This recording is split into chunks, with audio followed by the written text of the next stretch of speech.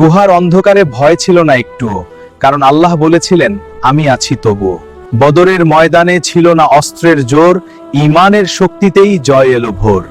উহুদের পাহাড় আজও নীরবে কাঁদে, একটু অবাধ্যতা কত ব্যথা আনে। মক্কা বিজয়ে ঝরেনি প্রতিশোধের রক্তা, ক্ষমায় জয়ী হলা নবীর সত্য পথ। কারবালার বালিতে লুটায়ে পড়ে কান্না, সত্যের জন্য জীবন দিল হুসাইন বিন আলী রাহ।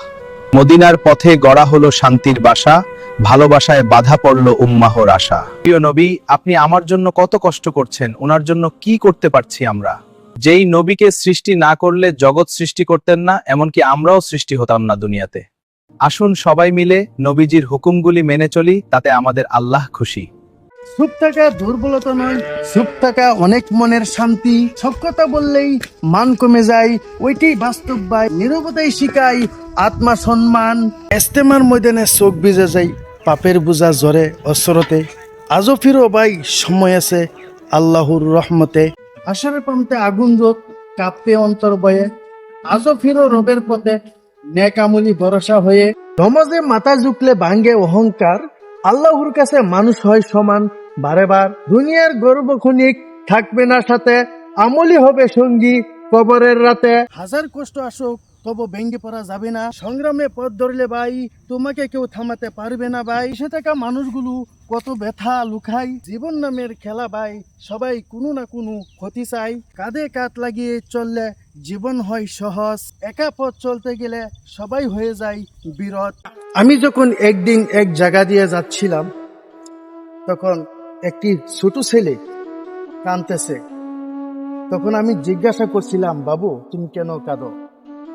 ছেলেটার চোখ বেয়ে বেয়ে বেয়ে বেয়ে পানি যখন পড়তেছে, তখন আমার মনটা ভেঙে গেল। বাবু তুমি কেন কাঁদতেছো?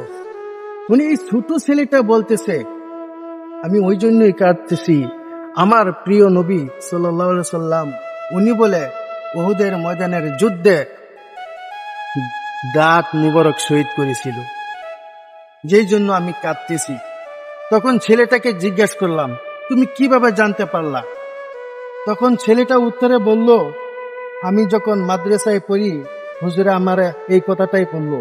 তারপরের দিন থেকে আমি ওই কথাটাই জপতেছি। হাই, যেই নবীকে সৃষ্টি না করলে জগৎকে সৃষ্টি করতো না, সেই নবীকেই উম্মত হয়েই নবীকে আঘাত করলো, কষ্ট দিল।